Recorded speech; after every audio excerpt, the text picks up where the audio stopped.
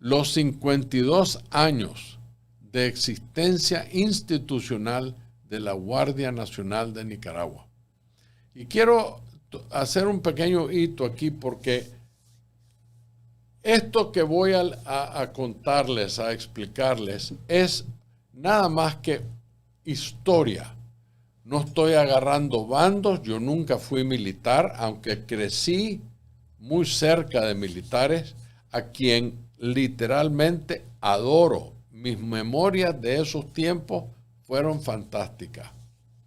Desde un niño de 5 años hasta un hombre de 15 años, pasé muy cerca de toda esa gente que eran parte de la custodia de mi padre como presidente y luego amigos que quedaron como esa experiencia.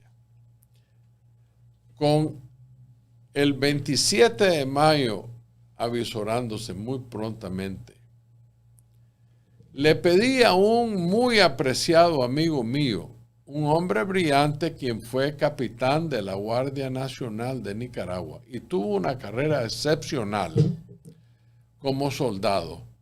Le pedí si me podía enviar un escrito relacionado a la historia de la Guardia Nacional de Nicaragua, el cual ahora deseo compartir con ustedes. Omito su nombre por obvias razones. La Guardia Nacional de Nicaragua, de 1927 a 1979, fue producto del Pacto del Espino Negro, acordado en Tipitapa entre José María Moncada y el coronel Henry L. Stimson, aquel 11 de mayo de 1927. Fue un acuerdo entre liberales y conservadores enfrascados en la guerra constitucional del 26, que así le decían, con la imposición necesaria del gobierno de los Estados Unidos a través del coronel Stimson, que traía la autoridad implícita del presidente Calvin Coolidge para imponer la paz definitiva que había solicitado el presidente conservador Adolfo Díaz. Previo a ese tiempo y por siglos, los nicaragüenses vivíamos en un solo combate, un lado contra otro. O los timbucos y los calandracas, los conservadores, los liberales, pero era un solo combate, León y Nicaragua, León y Granada, hasta que finalmente se hizo Managua y eso no necesariamente pararon las dificultades. Los hitos en el corto camino institucional de la Guardia Nacional son muy descriptivos de su efímera existencia como cuerpo de orden y defensa nacional. Para eso fue hecha la Guardia Nacional, para defender el país, pero para mantener el orden interno. Y es obvio que en esa programada dualidad de funciones se gestó con cierta ironía su pronta extinción, tratando ser policía y ejército sin ser 100% una cosa o la otra. La etapa de formación y entrenamiento inicial de 5 años, del 27 al 32, fue el periodo de su formación a cargo de la Infantería de Marina de los Estados Unidos. El entrenamiento de combate de la naciente Guardia Nacional fue sobre la marcha verdaderamente, lleno de enfrentamientos contra las huestes de Sandino, en un ambiente irregular. El mando también fue renovado constantemente. Durante esos 5 años, en ese lapso de tiempo, la Guardia Nacional conoció a 6 jefes directores correspondientes: General Robert Rea, Mayor Harold Pierce, General Elias Beadle, General Douglas McDougall, Coronel Julian Smith y el general Calvin Matthews. Sandino, quien fue deshonesto en declarar que no aceptaba la presencia de los marinos, dándose la excusa para no firmar el acuerdo del Espino Negro, ya había previamente dado su poder al general Moncada para que lo representara como general liberal ante los firmantes. Adicionalmente, como les expliqué hace unas semanas, días después de la firma del Espino Negro, Sandino le sugirió por escrito al jefe del destacamento americano de la zona norte que un militar americano debería sacar a Adolfo Díaz de la presidencia y que ellos, los americanos, realizaran las elecciones en Nicaragua. Esa era la hipocresía de Sandino. Por un lado, no firmó dando una excusa y por otro lado, hacía exactamente lo opuesto. ¿Por qué? Porque en el fondo lo que quería era ser un bandolero. Sandino mantuvo su lucha como bandolero en el norte. Por tal razón no firmó. De hecho, pasó de ser un general de las fuerzas liberales a convertirse a un bandolero de camino, a saltacamino. Para los marinos, las acciones militares contra Sandino también fueron un campo experimental que luego emplearían en la Guerra del Pacífico contra los japoneses. Aquí usaron por primera vez bombas dirigidas a baja altitud en apoyo de las fuerzas de infantería con aviones de Havilland en la batalla de Ocotal en julio de 1927. También mejoraron sus operaciones de reabastecimiento aéreo usando aviones trimotor Fokker. Algunos eran Ford, otros eran Fokker.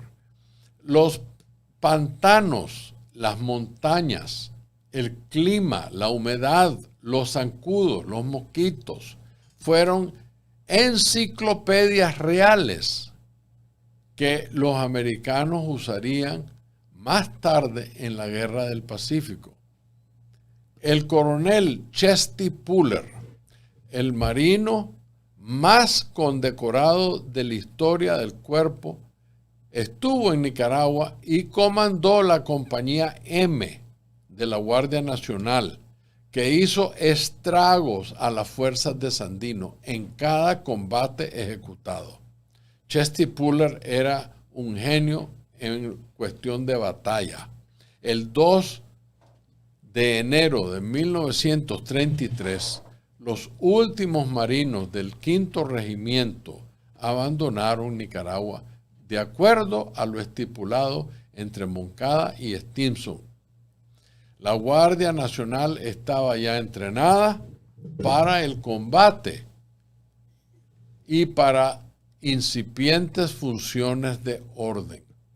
El general Calvin Matthews le entregó la jefatura de la Guardia Nacional a quien ellos escogieron y nombraron jefe director, y ese fue mi abuelo, el general Anastasio Somoza García. Y la institución entraba así en su segunda etapa de existencia como cuerpo de orden y estabilidad territorial. La etapa de consolidación 1933 a 1956, que de hecho inicia en la ceremonia de la partida efectuada en Corinto. Antes de abordar el barco, un anónimo y expresivo infante de la Marina Americana expresó abiertamente este sentimiento. Dice así: sin duda vendrán un zarandeo en la Guardia Nacional. Muy pronto será una fuerza politizada, probablemente usada para mantener al partido político en el poder. No hay duda que mi abuelo, el general Somoza García, primer jefe director nicaragüense, imprimió su sello por 23 años consecutivos en la Guardia Nacional hasta su muerte en septiembre de 1956. El desarrollo táctico operacional de la Guardia Nacional se minimizó por la falta de actividad bélica. El esfuerzo cotidiano se centró en las actividades cuartelarias, que demandaba funciones del orden y generaba recaudación monetaria por las funciones de policía y servicios afines de cada centro urbano. Aquí les quiero contar un poquito, un pequeño hito. Yo me acuerdo cuando me contaron, pues mis padres y la historia que se sabía, que había momentos donde el general Somoza no tenía fondos para pagar la planilla o para cubrir los gastos del ejército. Entonces les hacía préstamos a empresarios. El padre de los Palacios, don Domingo Palacio, el original viejo, era uno de los que ayudó a contribuir a esos esfuerzos. Fue un modus operandi que estimuló métodos impopulares e imposiciones irregulares que causaban molestias y despertaban inquietudes de desconfianza en la población afectada.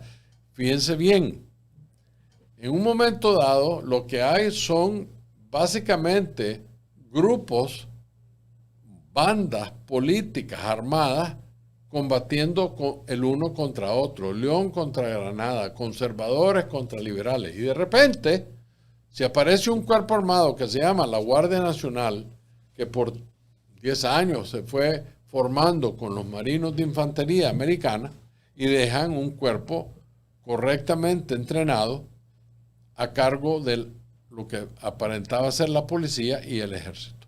Claro, eso causó molestia, porque había orden que no estaban acostumbrados ellos. Había que dejar las armas e ir a producir, y eso fue difícil para muchos. Algunos comandantes departamentales, llamados jefes de plaza, no fueron muy populares, y otros, en cambio, admirados por un trato balanceado a la población. Ahí viene la parte personal que yo les quiero decir. No era la institución la que hacía esas cosas, eran los comandantes individualmente. Se enriquecían ilícitamente, algunos, no todos. Vapuleaban a gente que no estaban de acuerdo con ellos. O sea, hubo irregularidades y violaciones en el cuerpo de la Guardia Nacional, pero eran perpetrados por individuos, no órdenes superiores. Ahí es donde los conservadores se aprovecharon para hacerle una mala fama a la Guardia Nacional. La Guardia había iniciado su ascenso cultural con escuelas especializadas, transmisiones, policía, sanidad. Se crearon la Fuerza Aérea, la Guardia Marina, la Academia Militar, pero en esta etapa el sentir profesional no fue monolítico hacia el jefe director. El fusilamiento de Sandino después del armisticio había generado brechas de fidelidad, separaciones y conspiraciones contra la superioridad del ejército. La postura de Leonardo Argüello produjo disidentes dentro de la institución y en algún momento los separados se unieron a declarados opositores contra el jefe director. Se dieron los sucesos del 4 de abril de 54, con abundante participación de ex guardias. Finalmente, el asesinato del general Somoza en el año 56, el asesino fue entrenado por ex miembros de la Guardia Nacional en Honduras o El Salvador. La etapa de auge inicial, sin embargo, con el gran apoyo que la administración de Franklin Roosevelt le dio a Nicaragua como su gran aliado, mi tío Anastasio Somoza de Baile, quizás el mejor hombre entrenado militarmente en Nicaragua en esa época, ya graduado de West Point en 1947, es nombrado comandante de León. En 1954 fue nombrado el 8º comandante de la Academia Militar y en 1956 fue ascendido a general y nombrado como el jefe director de la Guardia Nacional de Nicaragua. Fue el segundo y último miembro de la familia Somoza en ese cargo. El general Somoza de Baile, sufriría las embestidas del castrismo y el abandono tradicional del apoyo de tío Sam a través de la ignorancia de Jimmy Carter. Sin embargo, la oficialidad que se graduaba de la Academia Militar, clase con clase, fueron mejorando su educación. Incluso se les enviaba al exterior y a Nicaragua, a las universidades, con becas de educación y entrenamiento, no solo militar, sino que cívico. La paz que mantuvo el país con el orden militar le permitió a la nación desarrollar de una forma jamás vista en la historia de la nación. La creación de la clase media es el resultado directo del orden y la paz que facilitaron el Partido Liberal y la Guardia Nacional. Con el tiempo, desde los jueces de Mesta hasta el jefe director, desarrollaron una relación de trabajo con el pueblo que fue muy ventajosa y apreciada.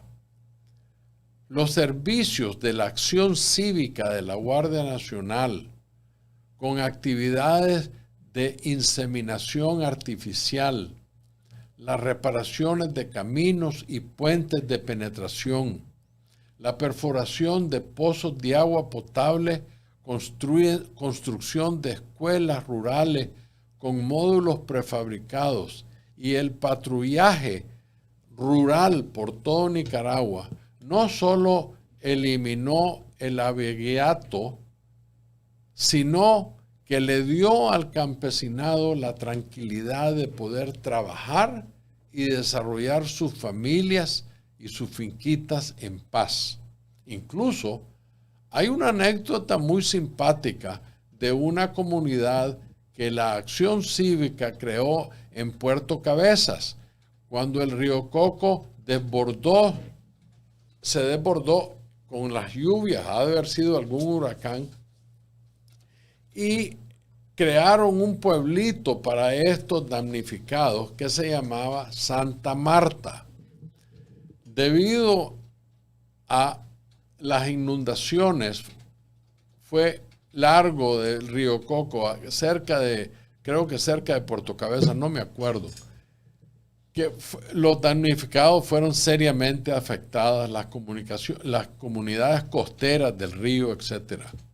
En el proceso de alimentar a los desplazados por las inundaciones, el designado comandante en ese momento, creo que se llamaba el coronel Silvio Mayorga, no estoy seguro, les dio a los desplazados una alimentación que cariñosamente le decíamos en Nicaragua tallarines.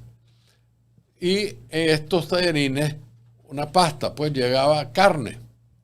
Y claro, misquitos y toda la pobre gente que estaba muerta de hambre y en necesidad de alimentación, uno de ellos se acercó al coronel Mayorga y le dijo que esa comida estaba exquisita, pero que le pedía por favor si le podía proporcionar la semilla para así crecerla en su tierra. Esa sencillez y esa humildad es para mí muy linda. En el aspecto administrativo de la Guardia Nacional estaba consolidado y no hubo cambios en tal sentido. Los cuarteles departamentales siguieron funcionando en el centro de cada cabecera departamental, lo cual a su vez mantenía el orden público dentro de las ciudades, que permitía el desarrollo económico, la educación, tanto primaria, secundaria y universitaria, de la juventud y la inversión nacional e internacional en el país. Eso fue lo que causó eventualmente que Nicaragua se volviera el granero de Centroamérica. Tristemente, la mal llamada revolución en Cuba, al final del día, como todos los comunistas, engañaron al pueblo, empobreciendo una de las naciones más progresivas y productivas en Latinoamérica. Con los miles de millones de dólares proporcionados por la Unión Soviética, Castro inició una campaña de agitación de los pueblos en Latinoamérica, aprovechándose de la pobreza o de malas decisiones de personas en sus vidas, y con eso Castro alentaba las llamadas guerras de liberación. Nada puede ser más falso e hipócrita. Nicaragua había sido puerto de salida para la invasión de Bahía Cochino, ayudando con pertrechos militares a Batista en Cuba. Después de 59, Nicaragua quedó en la lista negra de Fidel. Solo un ignorante como Jimmy Carter no se dio cuenta que ese maldito de Fidel Castro se iba a aprovechar para venir a hacernos tanto daño a Nicaragua.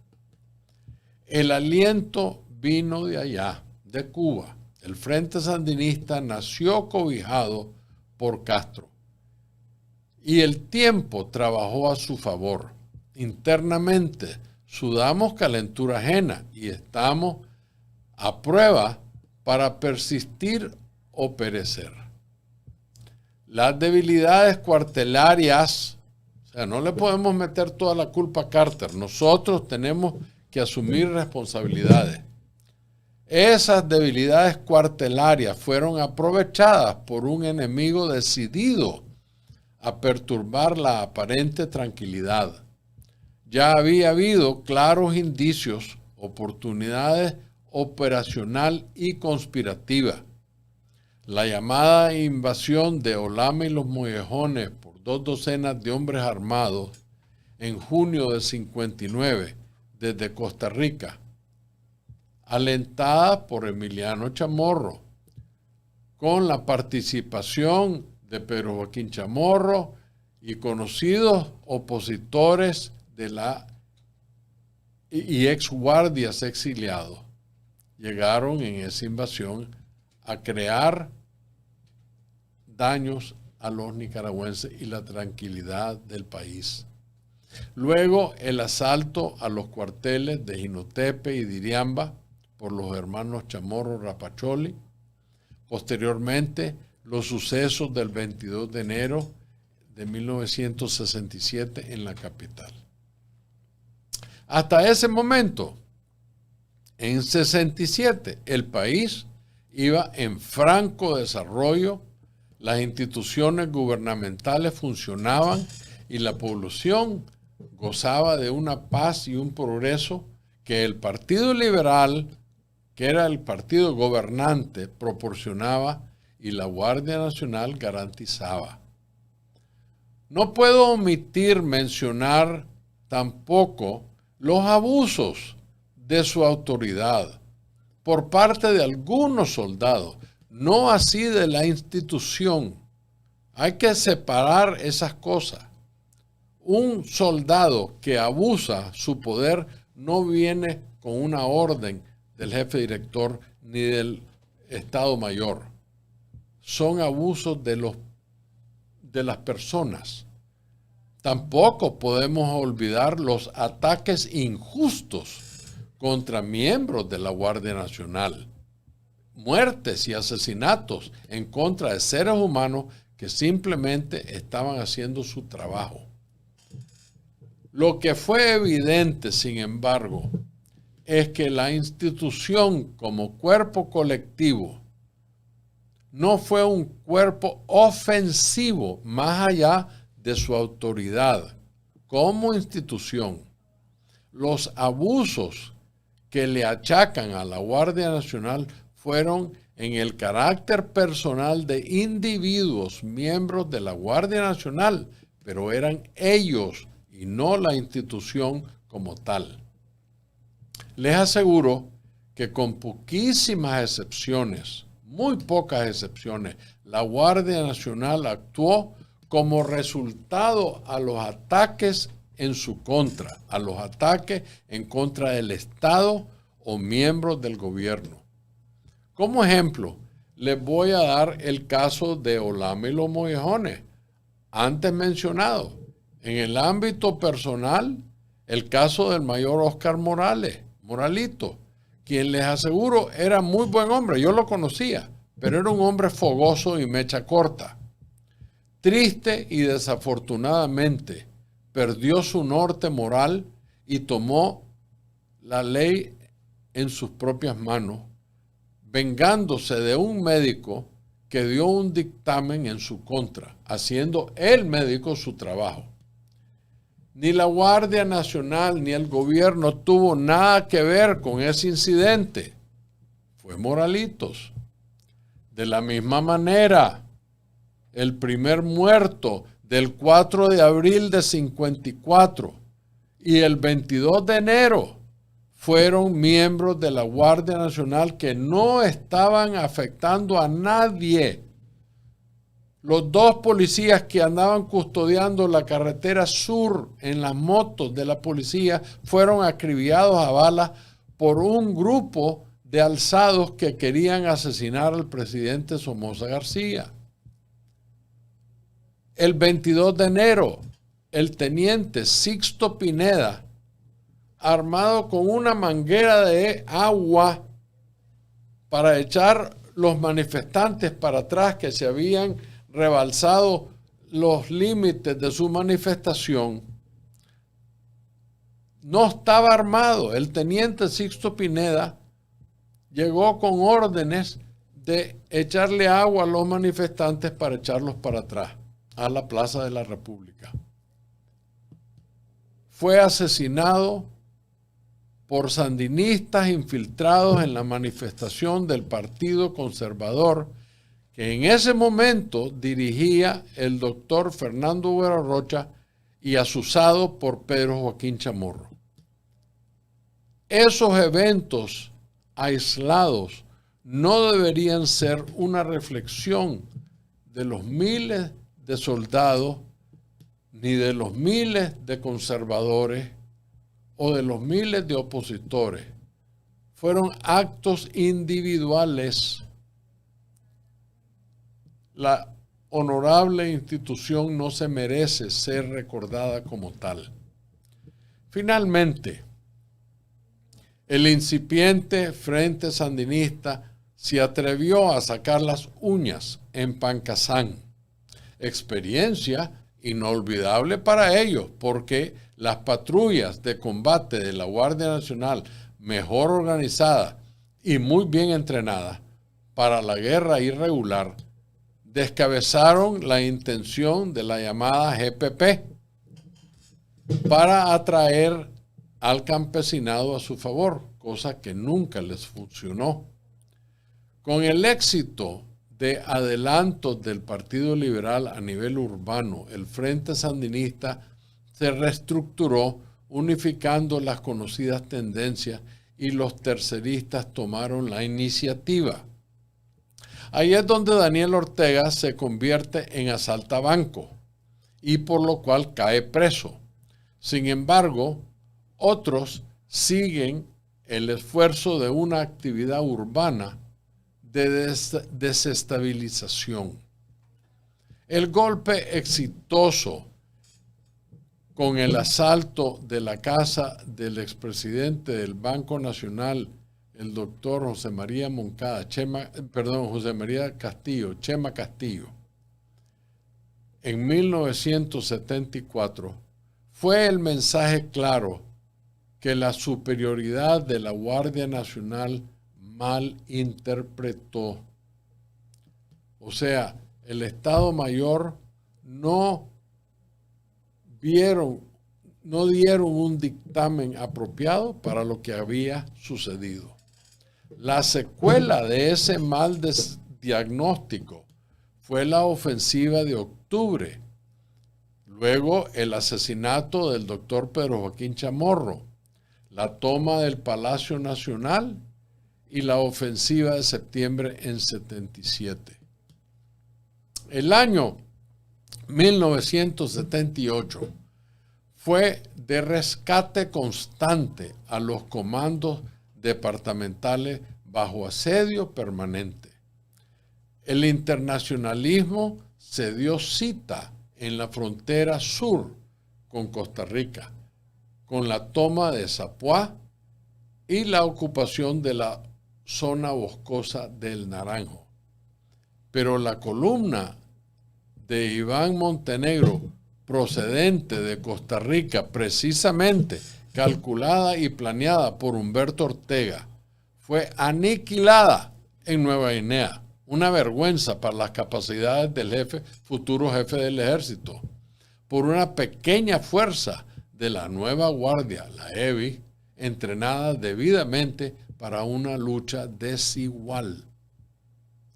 Los primeros meses de 1979 fueron de lucha desigual. Los puestos lejanos y las cabeceras departamentales bajo asedio frontal dejaron de funcionar como autoridades, sino que estaban constantemente a la defensiva. El ímpetu operacional se centró en el frente sur, donde la masa frentista se empantanó. De ahí no pudo pasar. Súbitamente, el clarín de la retirada sonó cuando el jefe superior dijo: me voy. Es triste el destino de una institución que fue templada para perdurar y tempranamente se alejó de su objetivo primordial. Este es un resumido recuento de hitos claves, de sueños y tragedias, triunfos y desgracias. Una institución que escribió su historia con el verde o el caqui de sus uniformes y se la tragó una noche del pasado. Por esos soldados desconocidos, los soldados caídos, que dieron sus vidas, por ellos y por solo ellos, es bueno recontar una y otra vez esta historia. Muchísimas gracias por haberme escuchado una vez más. Le pido al Señor que siga bendiciendo a Nicaragua. Pronto se llevará a uno de sus peores hijos, descarrilado y criminal. Como dice el dicho, Dios dilata pero no olvida. Muy buenas tardes.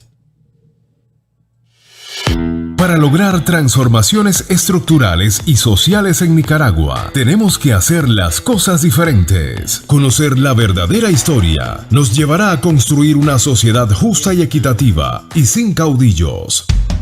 Comparte con nosotros tus puntos de vista, análisis y las cosas como deben ser. Una hora con Álvaro Somoza. Un podcast de la Alianza por la Libertad de Nicaragua. Suscríbete.